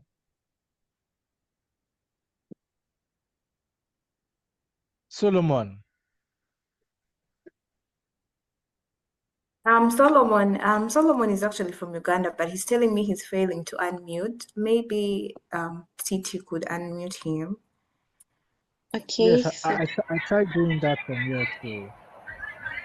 I just unmuted him. He can speak. He can unmute himself now. Solomon, please unmute and speak.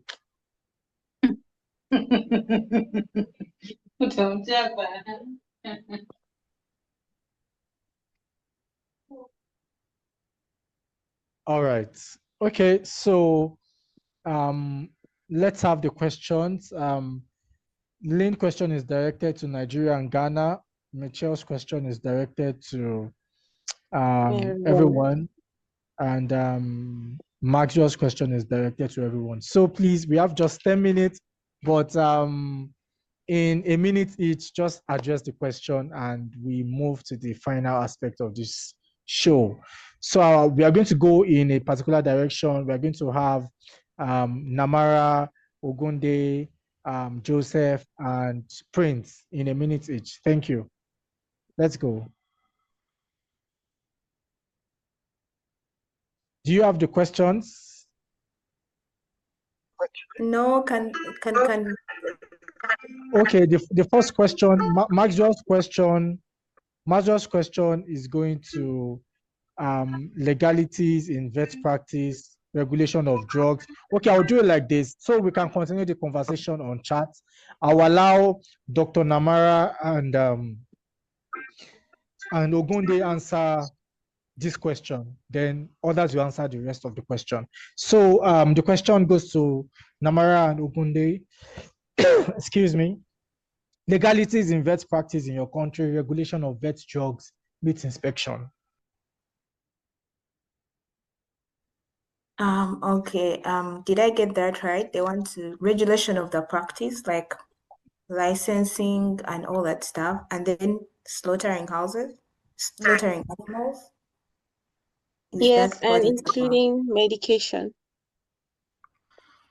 Okay, so currently, first of all, our regulation board is the Uganda Veterinary Board, and it's responsible for regulating the profession.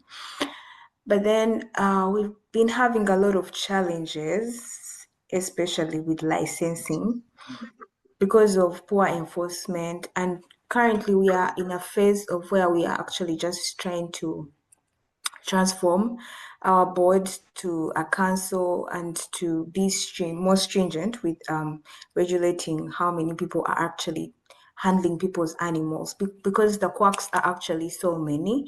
And the other challenge is that it's also affecting the job market, like in government jobs, because most vets are actually employed by the government. But then it's also affecting how, for example, in a job advert, because first of all, Makerere University is the only university that offers the Bachelor of Veterinary Medicine, which is 5 years. But then you have the animal production bachelors too, and recently, just very recently, some universities are advertising the bachelor's of animal health. And now all these affects, like, because it's confusing, because it brings a lot of confusion in okay, who is licensed to handle this and who can handle that. And that is what we are currently working on as professionals, the vet professionals. And yeah, so it's a bit challenges. We are having challenges in licensing and regulation of profession in the country, but we are working on it. And then when it comes to, is it slaughterhouses, something like that? With Yes, meat the inspection. yeah, meat inspection, public health. I've actually been a meat inspector for like 2 years now. And with meat inspection, it's also government. Meat inspection is purely government. Even in private entities, the government is supposed to send a veterinarian to be the one responsible for inspection. And you basically the ministry, most inspectors, because most of our slaughterhouses, the major ones, are in Kampala. So the veterinarians that are working with the Kampala Capital City Authority, the Veterinary Public Health Department, are in charge of inspection. And then also district level, it's the veterinarians at the districts in charge of inspecting meat. And then most of the inspectors, the meat inspectors, are actually hired by the ministry. They work with the ministry. And that is like the majority of meat inspectors are in the ministry. And that is how we handle meat inspection. But also meat inspection, like in Kampala, we also work with the medical officers. They help with meat inspection.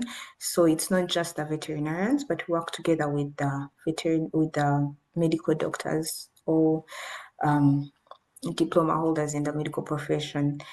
And that is how it is in Uganda currently. But also we are having changes. There's a lot of changes actually currently taking place in the vet profession in Uganda currently. And it's a process, because we are coming up with new laws. We are organizing the profession because we are having a lot of challenges with quacks actually. So we are really transitioning and trying to align our profession. Otherwise, we might lose it. So yeah. Yeah.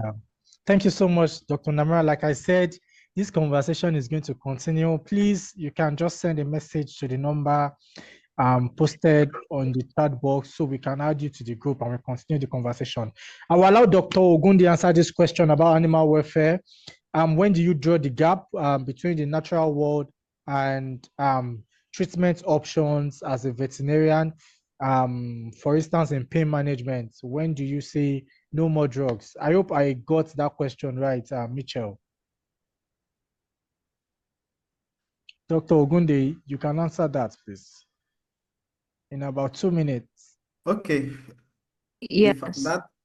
Okay. Thank you, Michelle.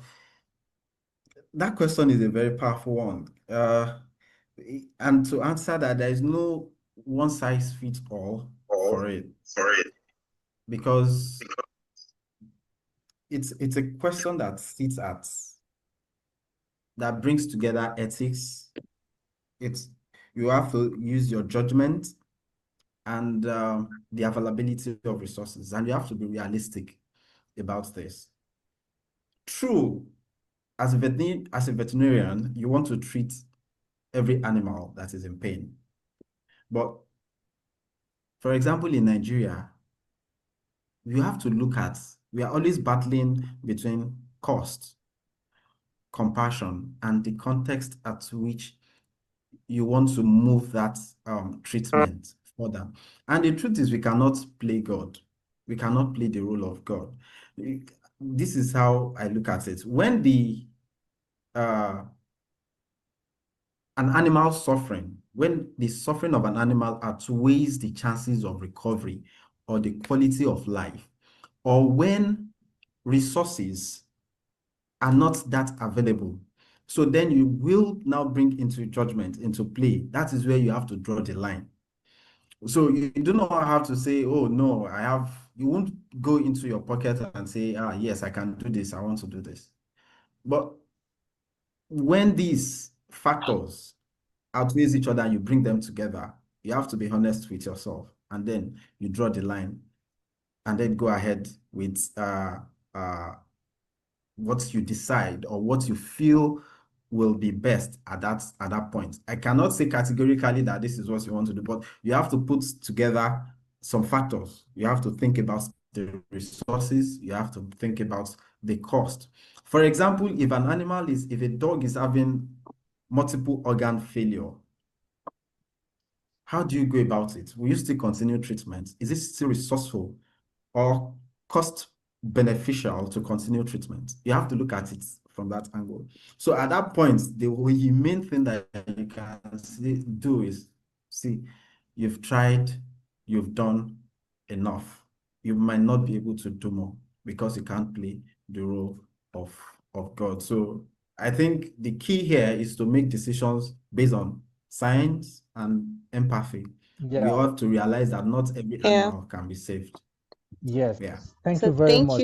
Every animal is to be considered. I was also thinking we give a minute to Dr. Joseph, who is a wildlife specialist, since the Yes, question exactly. I was also going to call involves him. the wildlife. Yes. Yes, I was going to call him. Dr. Joseph. Okay, so thank you. So I'll comment on all the three questions, the two questions asked.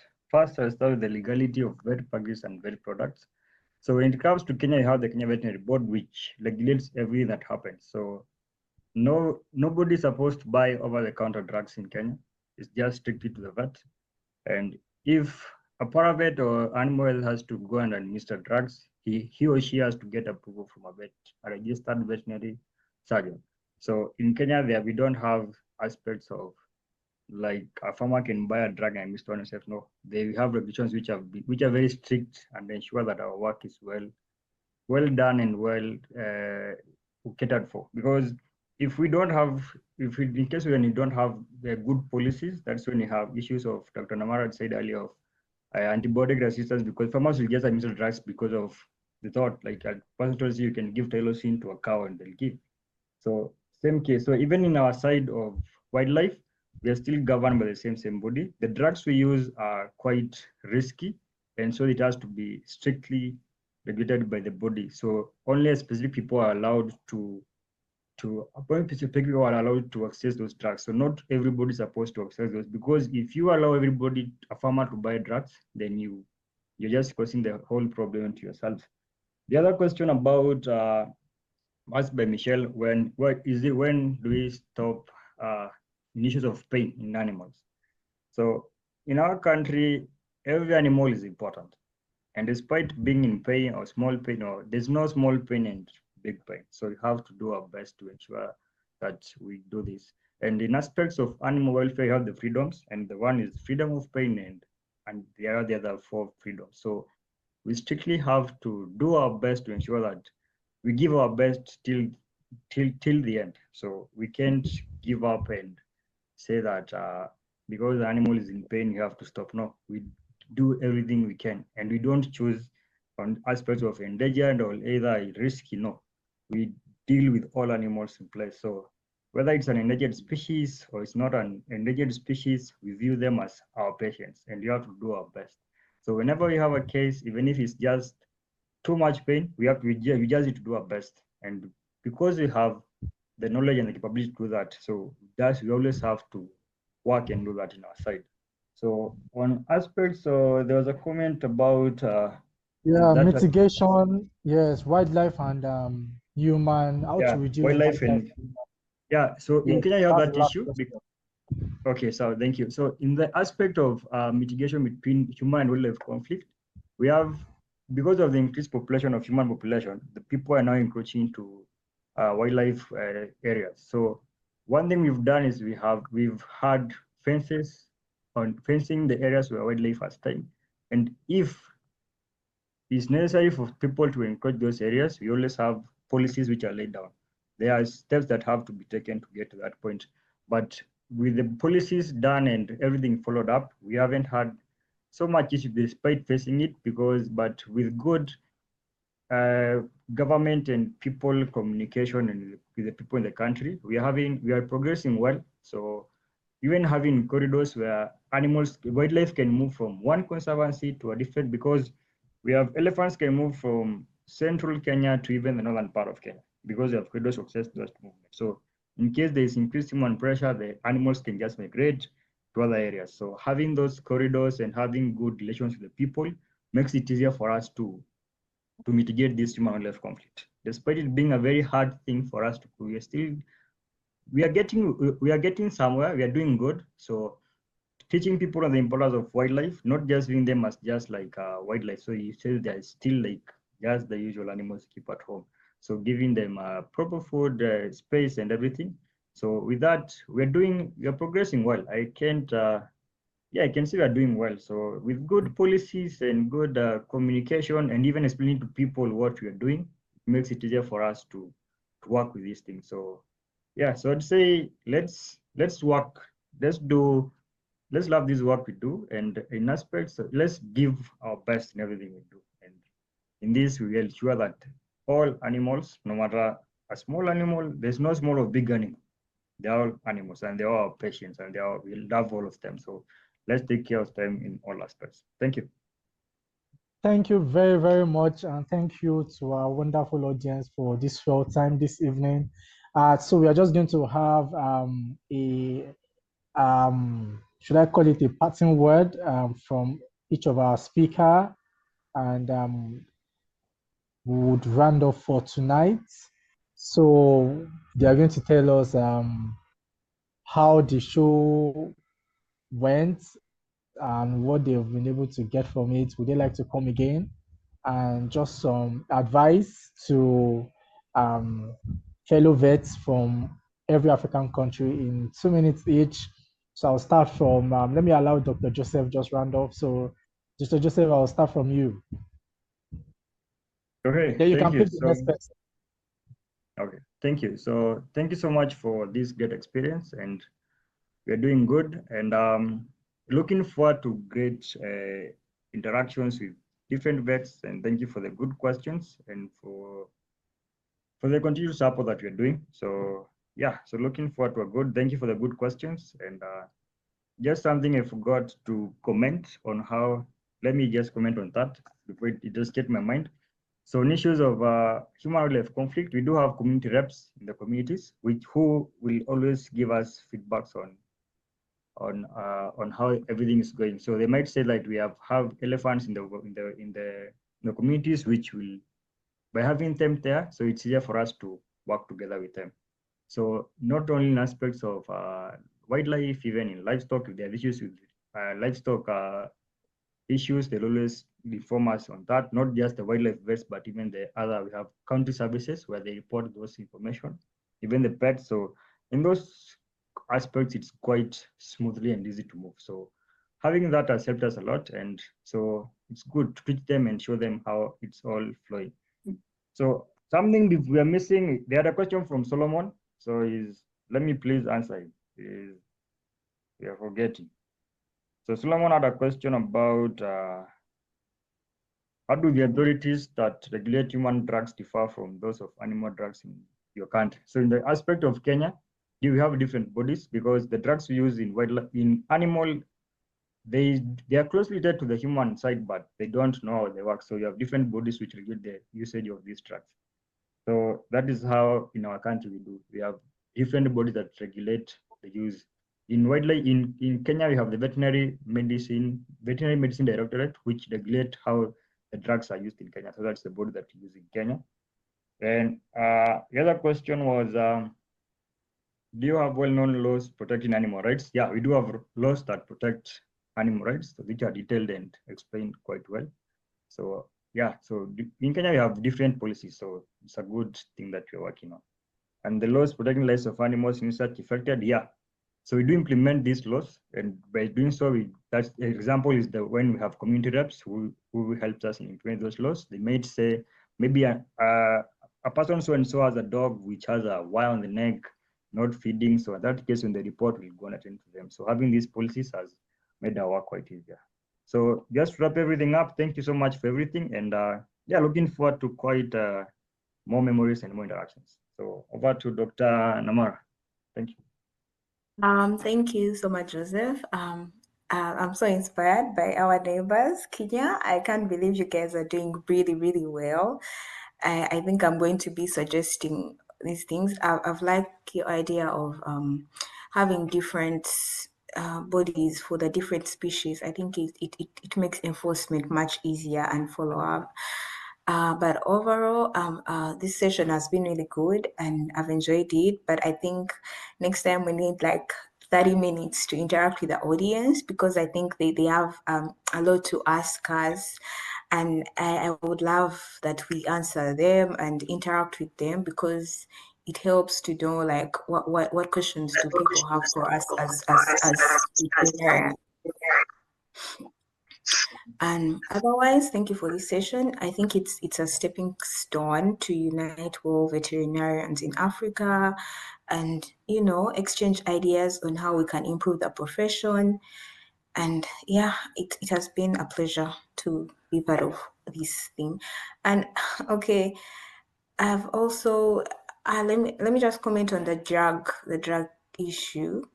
Because in Uganda, our drugs are regulated by the National Drug Authority, which is majorly for human drugs, but it has a veterinary section. But recently a law has passed and we are forming our own authority. The Animal National Drug Authority is underway. It's in progress. So hopefully drug regulation is going to improve, and yeah, we shall have issues of resistance and irrational use of drugs won't be an issue anymore. So, but otherwise, thank you all. This has been really, really good. And it's a great start for bigger things. I'll call upon Wallace. Okay, thank you, Namara.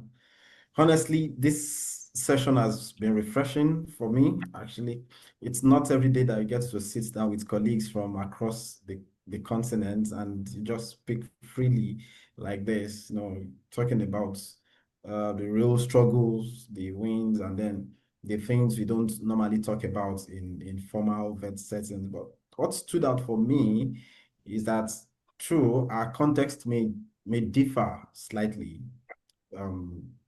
Kenya, Uganda, Nigeria, Ghana, but the core issues are similar. Talking about awareness, talking about the systems that need to be strengthened.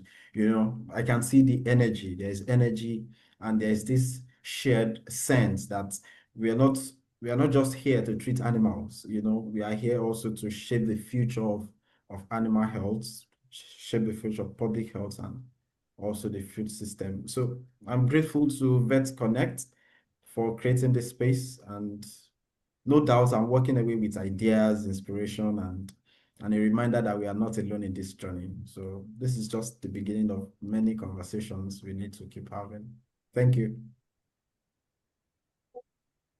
Yes, and lastly, Dr. Prince. Hello. It's been nice hearing from colleagues across the continent. Nice sharing ideas, knowing how things are going on in other countries as well. So yeah, I've learned a lot. I've known that it's not all rosy everywhere.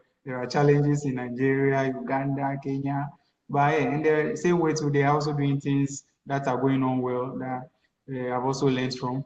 Yeah. So I also like to thank our audience for coming to listen to us and asking us some questions that has also helped us brought out some nice ideas and solutions, and then how we should go about things as well. And then looking forward, I'll be expecting Vet Konect to also bring on more topics and other inspiring conferences like this, so that we can continue to impart or learn from other colleagues across the country, the continent. Sorry. Thank you. All right, thank you so much. It has been a very beautiful time. And the recordings for this section will also be available, like I said. If you want to join the conversation, please send a message on WhatsApp to the number I posted, and you'll be added to the General Veterinary Vet Konect Vet page. And a very, very big thank you to our guests, Dr. Namara, Dr. Prince, Dr. Ogunde, and Dr. Joseph, for sparing these 2 hours. It's very, very costly. To get 2 hours of a vet is a lot. Thank you so much for sacrificing, and thank you for sharing your in-depth knowledge with veterinarians across Africa. And let me allow Titi to say something before we draw the curtain for tonight. Okay, thank you so much. Thank you to all our guests. Thank you for making out time for this session. Truly inspiring. I learned a lot from different countries, even from my own country, Nigeria. And there's so much to take home, so much. And we are very, very grateful for this time. And also thank you to all the guests, that all the participants present here. Thank you for joining. And thank you to Vet Konect for this opportunity. It's really a very, very rare privilege, and it's a great one, a great start. And I look forward to, a better veterinary medicine, a better animal health, animal welfare across all countries in Africa. So thank you so much. Yes, thank you, Vet Konect. I would like us to type that in the chat box. Thank you, Vet Konect. And I want you to also type the countries you want us to bring for our August section. Type the countries you want us to bring in for our August section. I can see a Cameroonian there, so definitely we are bringing Cameroon in our August section. And at this point, we want to say a very big thank you. And from Nigeria, yeah, have a wonderful good night rest. And thank you for joining. Bye. Bye. Hi. Thank you.